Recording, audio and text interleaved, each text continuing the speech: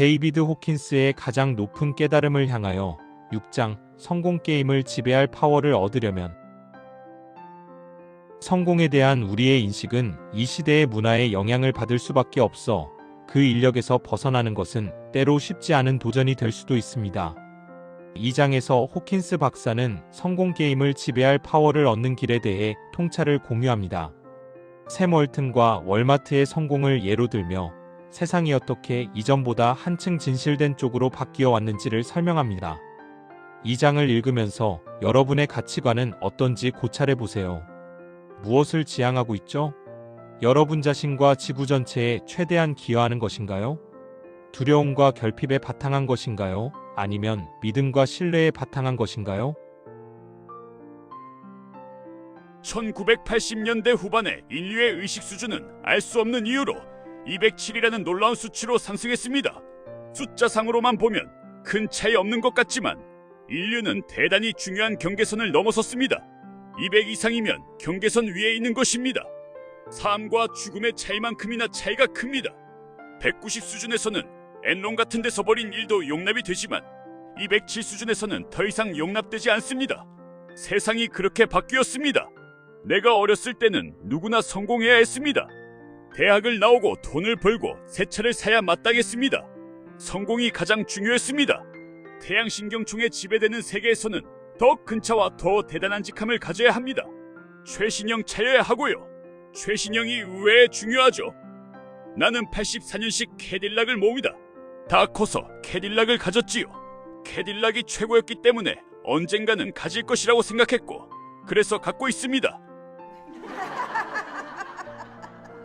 나는 이득, 성공, 도전, 챔피언, 승리, 태양신경총 게임이 중요한 세상에서 성장했습니다. 성공 게임이 벌어지는 세상이었기 때문에 비즈니스와 교회는 완전히 별개의 것이었습니다. 아무도 그 둘을 뒤섞지 않았습니다. 다른 강연에서 정장에 넥타이 차림인 남자는 절대 믿지 말라고 이야기한 적이 있습니다. 보다시피 나는 그런 차림이 아니고요. 하지만 내가 그렇게 차려입으면 조심하세요. 약삭 빠르게 거래하려 들 것이니까요. 머릿속이 달라집니다. 다들 일터에서는 비즈니스와 영적 진실을 뒤섞지 않습니다. 땅콩 자판기를 더 팔아야 한다면 불쌍한 늙은 농부에게 진실을 말하지 않고 이봐요, 여기저기 있는 자판기에 푼돈으로 투자해요 라고만 말하는 겁니다. 어렸을 때 어떤 남자가 내게 그런 일을 시키려고 했습니다. 농부들한테 양말에 모아둔 동전으로 땅콩 자판기에 투자하라고 해. 넌 그냥 돌아다니면서 기계 열고 돈 꺼내오는 일을 하고, 물론 땅콩 다 팔리는데 1년 걸린다는 건 얘기하지 마. 매주 다 팔리는 줄 알거든. 자판기에 투자한 돈을 돌려받을 수 있을지 없을지는 그들 문제야. 그런 다음 남자가 했던 말이 정확히 기억납니다. 비즈니스가 돌아가는 방식을 보여주는 말이었죠. 내가 그들의 돈을 먹지 않으면 다른 사람이 먹을 거야. 결정적인 한마디죠. 여기 모인 청중의 절반은 설득할 수 있는 말입니다. 그런 식으로들 진실성을 팔아먹었습니다. 그게 1940년대 초쯤이었나? 정확히 언제였는지 모르겠지만 당시의 진실성은 비즈니스의 목적이 아니었습니다. 당시 비즈니스는 진실성을 추구하려는 것이 아니었습니다. 월마트가 생기기 전이었고 서로 다른 두 세계가 있었습니다. 당시에는 비즈니스와 영적 실상을 뒤섞지 않았습니다.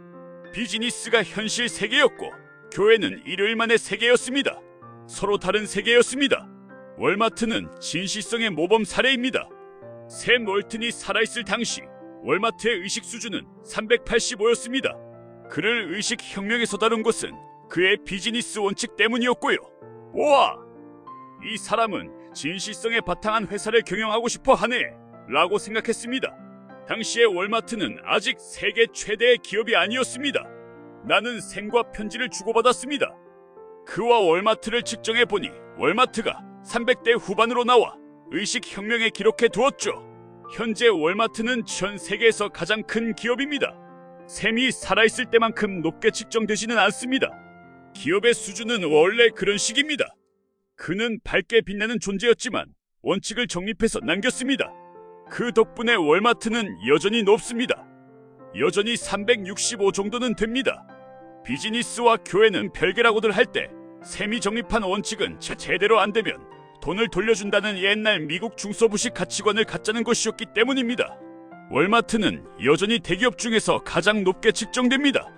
그래서 막강한 것이고요. 다른 어떤 기업도 365에 근접하지 못합니다. 가장 가까운 기업이 200대 정도입니다. 우리가 발견한 불행한 사실이 또 있습니다. 보춘지휘 선정 500대 기업을 경영하는 CEO들의 평균 의식 수준은 얼마인지를 알아봤더니 198이 나왔습니다. 그러니 두 눈 똑바로 뜨고 살아야 합니다.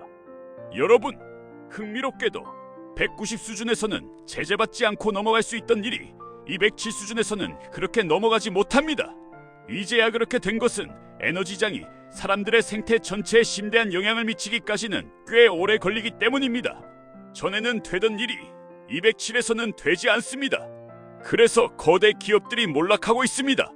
매일 새로운 거대 기업이 중도 하차하고 있습니다. 어느 부패한 정권은 세상 사람들에게 찍혀 똑바로 해라, 제대로 하거나 그만둬라 같은 소리를 듣고 있습니다.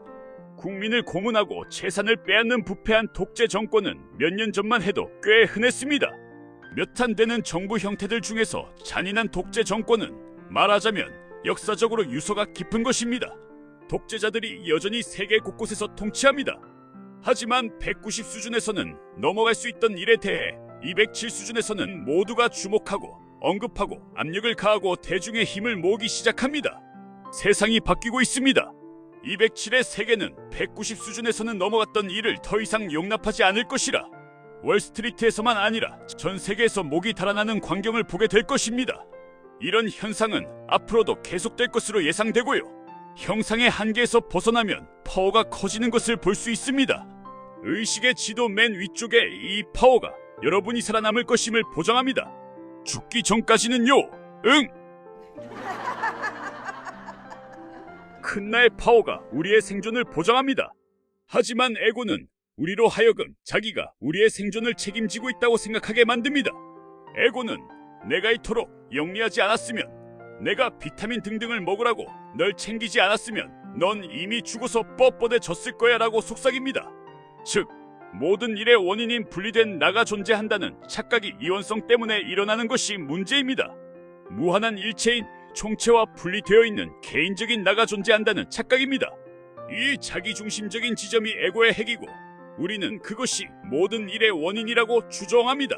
인과관계를 믿는 한 이것이 저것을 유발한다는 이원성에 갇혀있게 됩니다.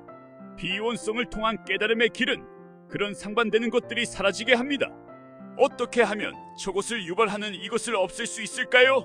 내가 3살 때 실제함 대 실제하지 않음, 실상 대 비실상의 대립이 시작되었습니다. 어떻게 하면 상반되는 것들을 없앨 수 있을까요? 상반되는 것들을 없앨 수 있는 열쇠를 앞서 이야기했죠. 이것은 저것과 상반되는 것이 아닙니다. 초콜릿 아이스크림과 바닐라 아이스크림이 상충하지 않듯이 이것과 저것은 상충하지 않습니다. 그러니 상반되는 것들의 이원성을 얼른 이야기해 봅시다. 이따 점심시간이 되기 전까지는 여러분이 에고를 초월해야 하니까요.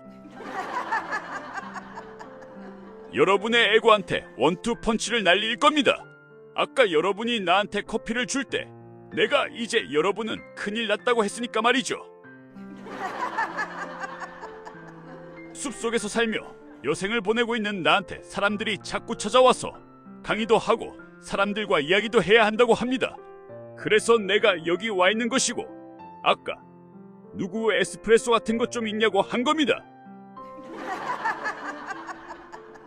커피를 마셔 놓아야 마음의 이원성에 다시 활기가 북돋워지니까요. 안 그러면 여러분은 내가 그냥 넋이 나가 있다고 볼 겁니다. 초콜릿과 바닐라가 대립한다는 것은 착각입니다. 정치적인 것을 포함해 세상의 모든 이원성이 마찬가지입니다. 내가 열정적으로 이것일 수는 있지만 그렇다고 저것을 미워할 필요는 없습니다. 동의하지 않을 수는 있지만 그래도 미워할 필요는 없습니다. 전혀 그럴 필요가 없습니다. 그러는 것은 아무 도움도 안 됩니다. 정반대의 결과만 가져오니까요. 에고의 토대는 이원성입니다. 저것을 유발하는 이것이 있고 저것의 원인인 분리된 나가 있는 이원성입니다.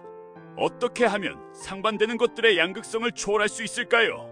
이것은 깨달음에 이르는 길에서 넘어서야 하는 아주 큰 영적 고개입니다. 에고는 위쪽과 아래쪽, 이것과 저것을 가르는 이원성이 있다고 생각합니다. 하지만 실제로는 그렇지 않습니다. 좋다와 나쁘다를 예로 들어보죠. 좋다와 나쁘다 사이에 차이가 있다는 것을 모르는 사람이 있습니까? 농담입니다.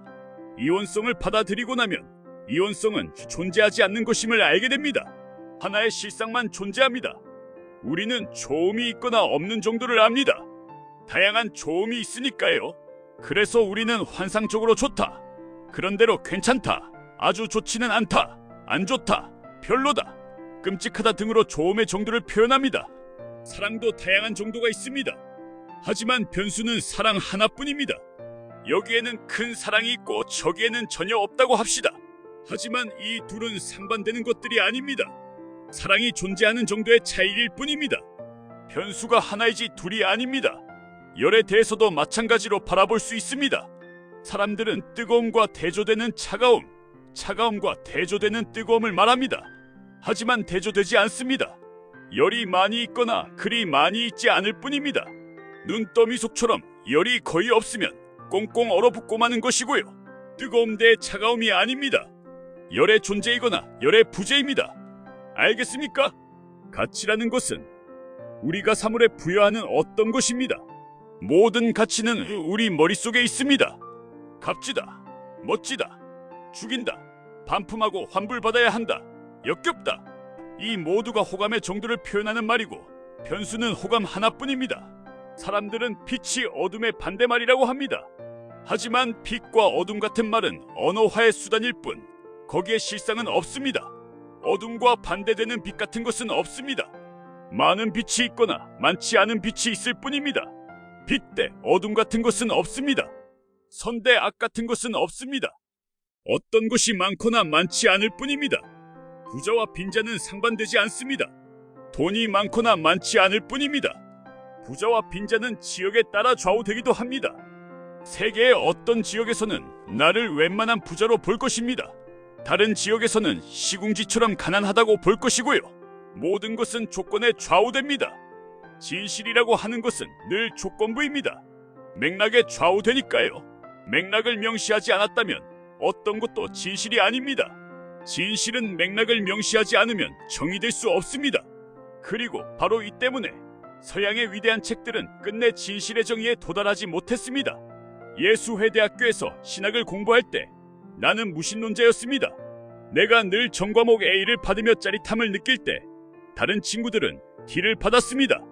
그들은 너무 경건해서 D를 받았고 나는 그런 허튼 소리를 믿지 않아서 A를 받았습니다. 아리스토텔레스 철학의 근거에 토마스 아퀴나스가 제시한 신의 실제 증명이 제일원인 문제로 귀착될 뿐임을 꿰뚫어봤던 기억이 납니다. 그 증명이 심지어 지적으로도 오류임을 알 수 있었습니다. 어떤 것도 원인이 존재하지 않으니까요. 설사 원인이 있더라도 원인의 급이 같을 수는 없다는 말입니다. 무수한 당구공들의 끝없는 연쇄만 존재할 뿐 당구공을 굴리기 시작한 위대한 당구공 같은 것은 존재할 수가 없으니까요. 창조라는 주제를 한 번 더 다루고 싶습니다. 인과관계에 대해 이야기하다 보면 사람들이 어쩌다 갑자기 나타나 우주를 창조한 다음 사라져버린 신이라는 개념에 속아 넘어가게 된 건지 알 수 있으니까요. 주사위를 굴리고 결과는 운에 맡기는 신이 우주를 창조했다는 이야기인데 생각해보면 모든 게 말도 안 됩니다. 5일인지 며칠인지 만에 했다는데 여기서 1일은 지구가 한 바퀴 자전하는 시간입니다. 지구가 아직 없는데 어떻게 5일 만에 하죠? 자전에서 5일을 내놓을 지구가 없는데 모든 게 말도 안 된다는 얘기입니다. 하지만 어쨌든 이 이야기의 본질은 진실입니다. 창세기는 구약 성서 중에서 200 이상으로 측정되는 세 권 중 하나로 600 이상으로 측정됩니다.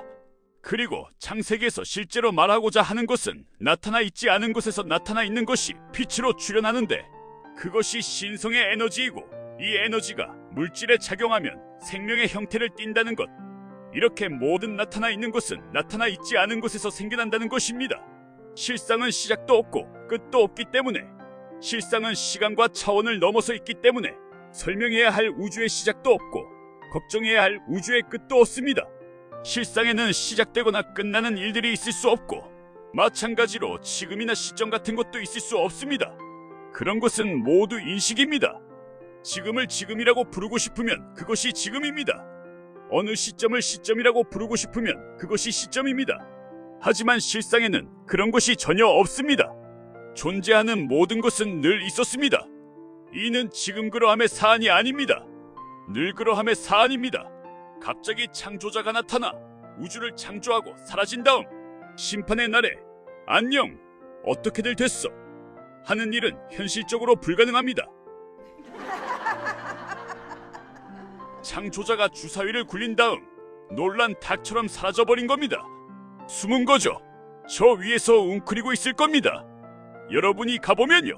심판의 날을 이야기하는 것은 카르마란 연속적으로 진행 중인 것이기 때문입니다. 우주에는 불연 속성이 있을 수 없습니다. 그래서 사람의 카르마적 성향도 지속됩니다. 스스로 하는 모든 선택에 의해 지속됩니다. 그러니 우리가 심판의 날을 정합시다. 심판의 날은 매일입니다. 계속해서 진행 중인 불가피한 것입니다. 심판의 날은 신의 정의가 절대적임을 나타냅니다. 신성의 무한한 장은 거대한 천자기장과 같고 여러분은 그 장 속의 고운 쇳가루와 같습니다. 그래서 여러분이 어떤 사람인지 어떤 결정을 하는지에 따라 매 순간 장 안에서 어디에 있을지가 결정됩니다. 여러분은 이미 바로 지금 무한한 심판의 대상이 되어 있습니다. 내일까지 심판을 기다릴 필요가 없습니다. 신성의 무한한 공간 속에서 당신의 실상이 어디에 위치하는지 이미 심판받은 결과가 바로 오늘입니다. 당신이 어떤 사람인지는 당신이 순간순간 잇따라서 어떤 사람인지에 달려 있습니다. 그렇게 신의 정의는 절대적이고 따라서 우리는 모두 안전합니다.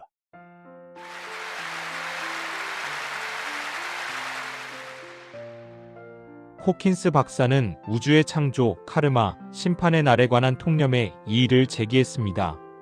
실제와는 어떤 것도 원인이 없으며 시간이 환상이라면 우리의 두려움은 대부분 현실적 근거가 없습니다. 그렇다면 우리가 허구의 산물에 관여하는데 얼마나 에너지를 쏟고 있는지 자문해 볼 만합니다. 인식은 순식간에 변화할 수 있다는 것을 잊지 마세요. 선택은 여러분의 몫입니다.